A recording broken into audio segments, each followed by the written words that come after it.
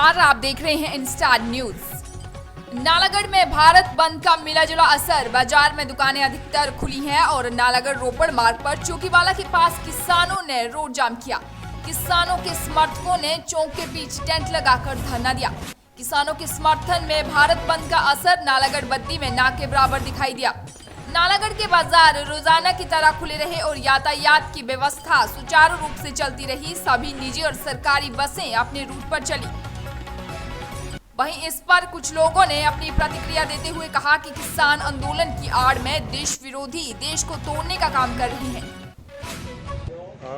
भारत बंद का जो आह्वान किसानों के द्वारा हुआ है, मैं इसको किसानों के द्वारा आह्वान कम और राजनीति से प्रेरित ज़्यादा मानता हूँ, क्योंकि कुछ राजनीतिक तत्व ही हैं जो इस चीज़ का प्रोपोगंडा क्रिएट कर रहे हैं। हमारे देश की केंद्रीय सरकार इसके ऊपर पहले ही बोल चुकी है कि हम इसके ऊपर वार्ता कर रहे हैं और वार्ता में हम इन सभी विषयों को लेकर जो किसानों की मांग है हम उसके साथ चलना चाहते हैं। चाहे एमएसपी का मुद्दा हो, एमएसपी के मुद्दे को लेकर केंद्र सरकार पहले ही रिटर्न में देने के लिए रेडी है, लेकिन जो देश के किसान, मैं नहीं कहूँगा, मैं ये राजनीतिक पार्टियाँ कहूँगा जो किसानों के कंधे पर बंदूक रख के काम कर रहे हैं, वो सिर्फ और सिर्फ ये कह रहे हैं कि इन 3 कानूनों को वापस लें। जबकि अगर एक आम किसान के बारे में हम बात करें, उसको पता ही नहीं है कि ये 3 कानून क्या है।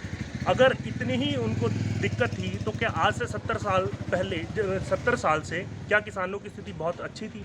देश की केंद्रीय सरकार ने वैसे भी किसानों के उत्थान के लिए बहुत सी स्कीमें चला रखी हैं। कितने ही तरह की सब्सिडी उनको दी जाती है, चाहे उन्होंने यूरिया लेना हो, खाद लेना हो, हर चीज़ के ऊपर सब्सिडी देश की केंद्रीय सरकार उनको दे रही है। मुझे नहीं लगता कि इस बंद का बहुत ज़्यादा असर देखने को मिलेगा, क्योंकि जो ये देश है, ये सिर्फ पंजाब और हरियाणा से नहीं चलता है। ये इस देश के पूरे 28 राज्यों से और 9 केंद्रीय शासित प्रदेशों से चलता है, केवल पंजाब और हरियाणा से नहीं चलता है। वही भारतीय किसान संघ जो इसके समर्थन में था, जो कि ये कहता था कि हमारे पास ज़्यादा प्रोडक्शंस हो गई है, कॉरपोरेट सेक्टर को इसके अंदर इन्वॉल्व करना चाहिए, 2008 तक इस चीज़ की मांग करते थे।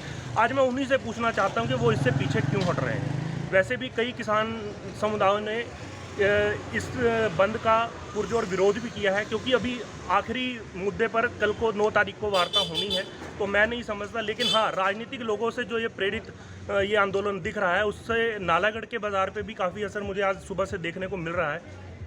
तो मुझे नहीं लगता कि इस बंद का बहुत ज़्यादा असर पड़ेगा। सबसे पहले हिंदुस्तान के लोगों को ये मालूम होना चाहिए, सन 86 के बाद हिंदुस्तान में कोई भी ऐसी पार्टी नहीं आई जो मेजॉरिटी में थी और हिंदुस्तान और इंडिया के लिए कोई ऐसे फैसले ले पाए जो कि हिंदुस्तान को कनाडा और अमेरिका के बराबर लेके जा सके। अब बहुत 20-30 साल के बाद हिंदुस्तान में पहली बार एक मेजॉरिटी वाली सरकार आई है जो कि इंडिया और हिंदुस्तान के लिए ऐसे फैसले ले पा रही है जो कि हिंदुस्तान के गद्दारों को और वामपंथियों को यह मंजूर नहीं है कि हिंदुस्तान कनाडा और अमेरिका के बराबर हो जाए। वो जलते हैं, हमारे हिंदुस्तान के जो पड़ोसी हैं वो इसके लिए फंडिंग करते हैं। ये वही ग्रुप हैं जो शाहीन बाग में जाके लंगर खिलाते थे और हिंदुस्तान के CAA का विरोध कर रहे थे। आज वही लोग हिंदुस्तान को बंद करा रहे हैं।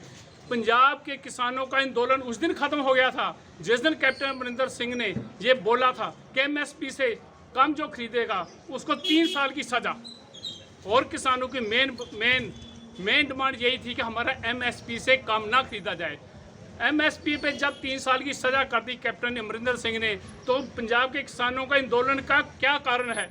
ये सब हिंदुस्तान के बर्बाद करने पे ये जो विपक्षी पार्टी हैं वो विरोध कर रही हैं।